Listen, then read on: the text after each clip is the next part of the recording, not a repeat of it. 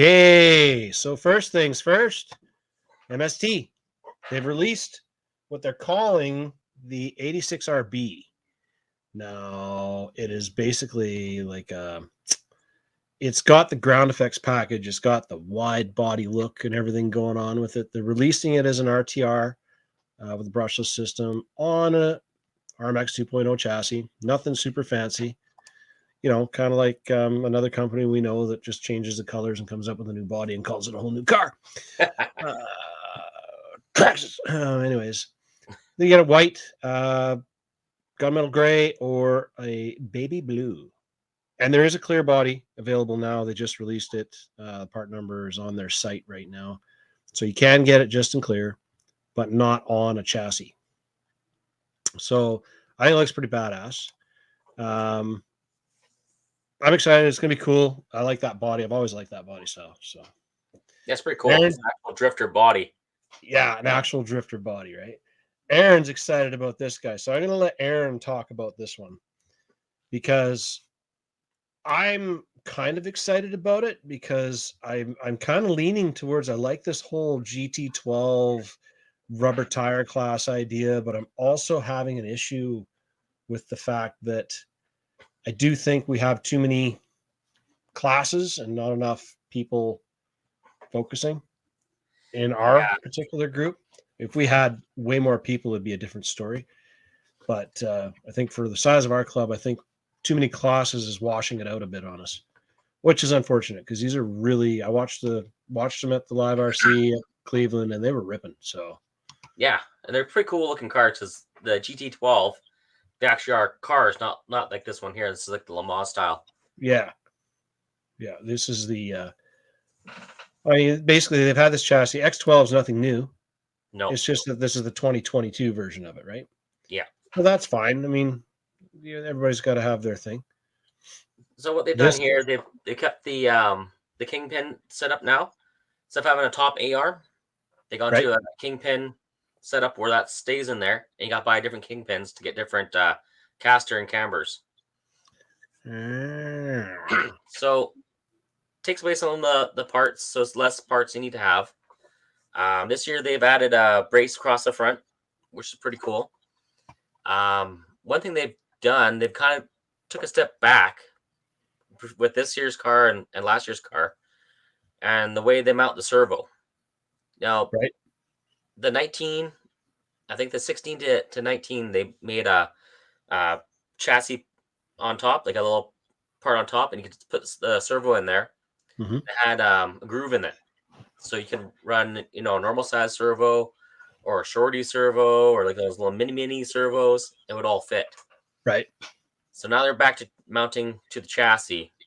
Not sure exactly why. Maybe it's just as fast. Yeah, much cleaner look than the 19s. The other big thing they did, they added a brace down the side of the chassis. You see it above? Yeah, I see that. To stiffen up the chassis for all the high grip that we have now. Yeah, because the older chassis were still on the grayish carpet and starting to come off of that stuff, right? Yeah.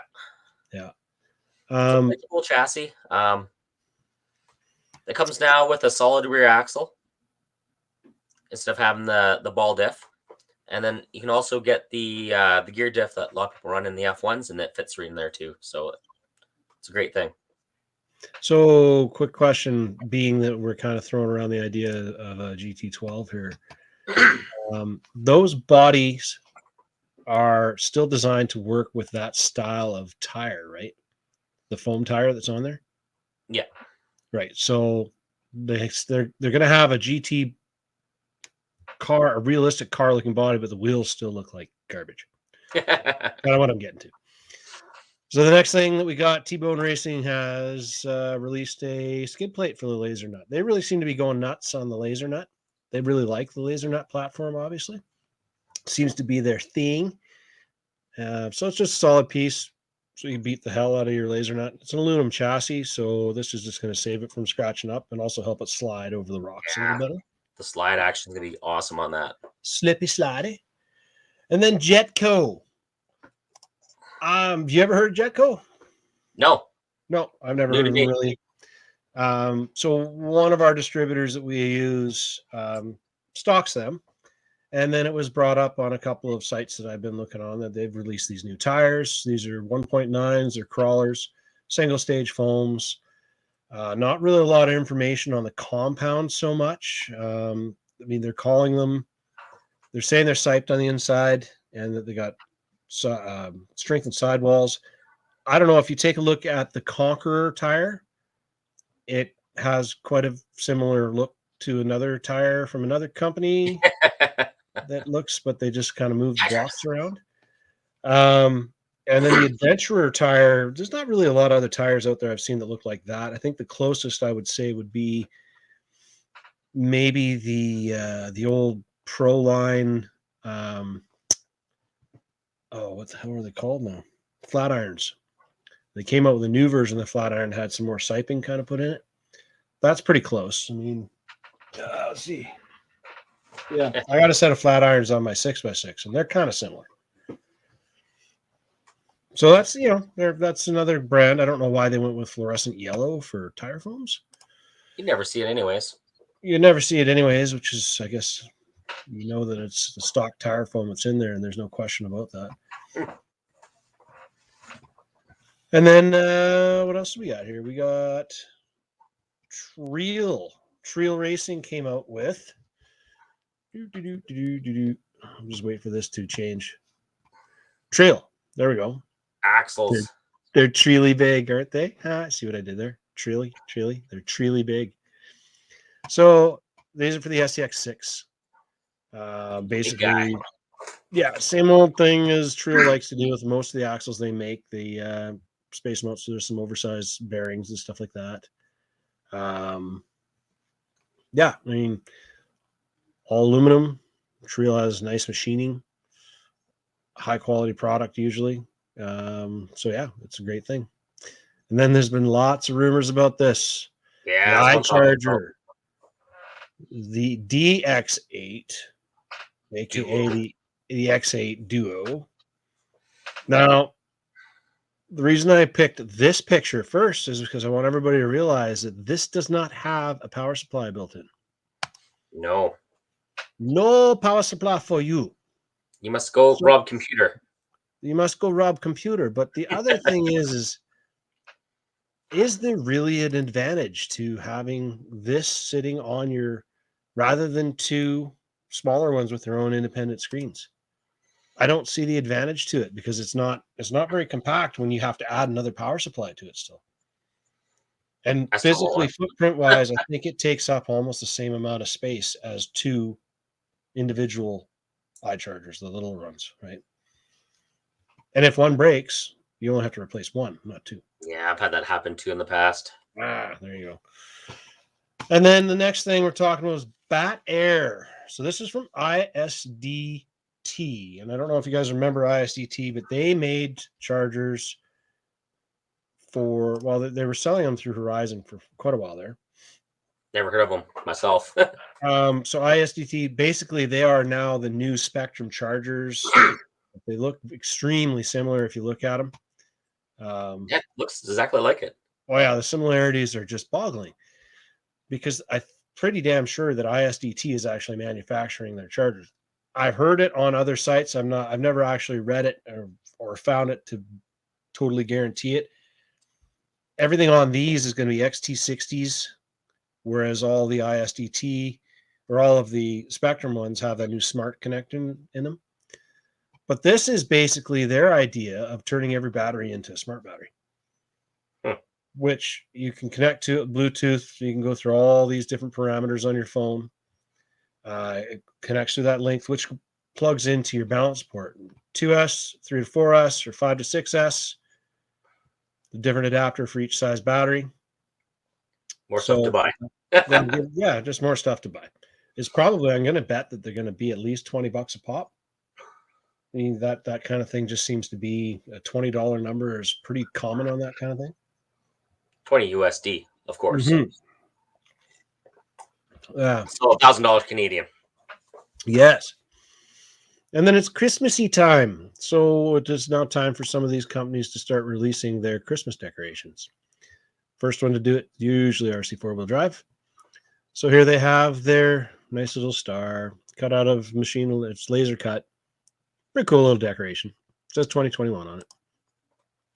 And then if you guys want to get into the scale stuff and your big rigs and your 1/14 scale, and you ever worked in the oil patch around here or anything, then these rims from RC four-wheel drive should bring you back. The old white wheels that just, these are actual beadlocks though, so you don't have to glue. You don't have to fight with the plastic rims. I think they'll probably take a pretty good beating. And if you add those spikes, if you painted these black and added those spikes that they have from Sen Racing, they would look totally like some rat rod build to me. There's the dimensions for them. So the setback works on them for every Tamiya scale axle. There's the fronts. They're pretty detailed. I mean, when you look at the size of the hardware for the front lug nuts, it works. Pretty spot on. Yeah. It works. So I'd put them on if I had I do, but it has shiny aluminum rims. But if I was building something, I wanted to make it work truckish, then you could put it on there and you'd probably want to rust it up a little bit. Just to give it that oil field weathered and worn look. Or you could be lazy and you could wait for RC four-wheel drive to release their own version of pre-rusted rims, because they do that, like these right here, right there. Well, these are called the Landies. They're 1.9s, 1.55s, and they're pre-rusted. They're pre-detailed, pre-rusted, everything's done on them on the screen, and they are not all exactly the same, which is one of the things I was worried about right off the bat. When you look at them, there's another picture in here where there's all four that you get in the package, and they are actually done differently. So it's obviously going through a process that kind of gives them a fake weathering look. They're 1.55s. There you go. They will probably work with only RC four-wheel drive tires because they like to do that. And they fit your shiny, pretty hard body perfectly. Weather on a hard body and you're good to go, right? Yeah, why not have a faded up, rusted looking body for your faded up, rusted looking rims, right? This is coming from one of the companies that we're kind of going to talk about today a bit, is Club 5. They've been releasing piles of stuff, and this is for the Enduro Knightrunner, and it is actually the rear cargo rack that people would use for rooftop tents and stuff like that, right? Now, Proline just released their new Silverado Body, and their Silverado Body has one of these racks, but it was all made out of Lexan, and you had to cut it out. This is actually machine cut steel, all hardware, bolts together, solid. So pros of this, it's going to be strong. It looks good. Cons of this, you're putting a whole pile of weight up high. So roll over madness. Oh yes, roll over madness all day, every day. So enjoy. It looks good. I'm not going to lie. If you're looking for a scale appearance of a box rack, I think this is the one. It's the best looking one I've seen yet. That's actually made out of metal. I mean, there's some really nice 3D printed ones, but they're 3D printed and they usually show the layering and everything on them too. Yeah. Which I like. But you can't have that without a rooftop tent. You have your tent. You got to have your rooftop tent, and you have to have it in whatever color you want. I would really, really love to see somebody try to sleep in one of those. But like everybody with a 4x4, nothing says I am more outdoors guy than you. I am more Great White North guy than you than a rooftop tent. Nothing says it more. Keeps all snakes away from you, right? Right? What I find funny about this whole thing is they released this rooftop tent, Club 5, again, right? Same company. But you notice that this picture, it's not mounted on their fancy metal rack? Yeah. Yeah. That kind of probably came out production-wise. Yeah, I don't know. I don't know. It's nice. It's detailed in its fabric. I like that it's not that hard plastic like some of them are. So then the Club 5 again, they have more tiny little things. For So SX24. they have SCX24. These are rock lights.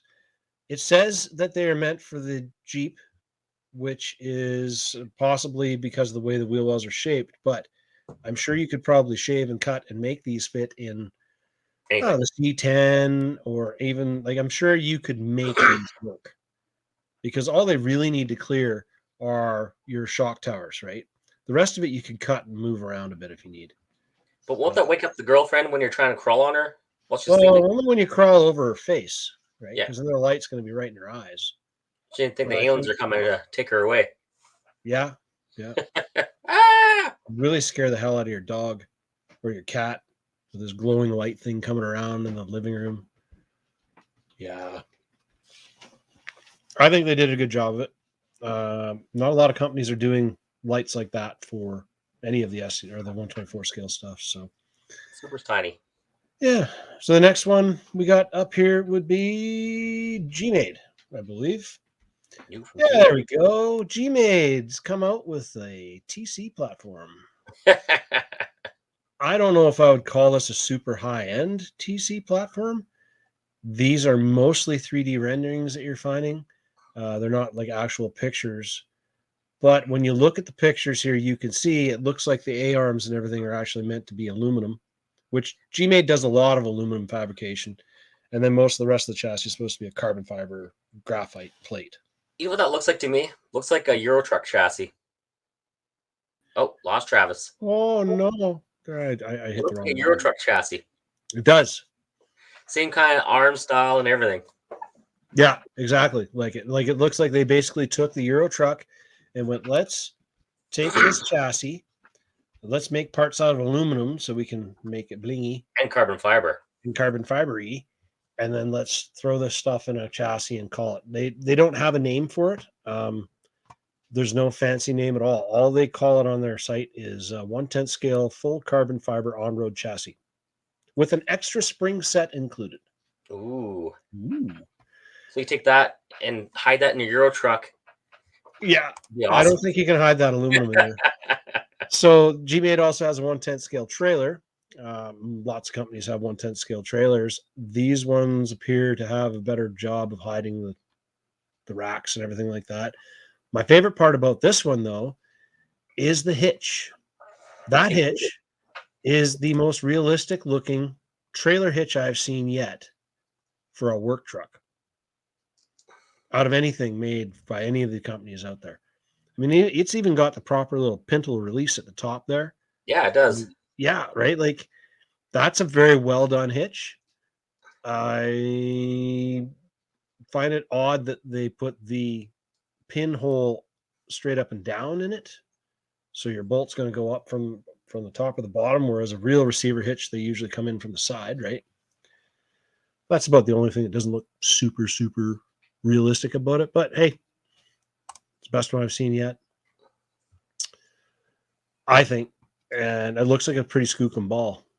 And then I found this. MIP must be feeling left out or something. I don't know, because this is their new release for this week.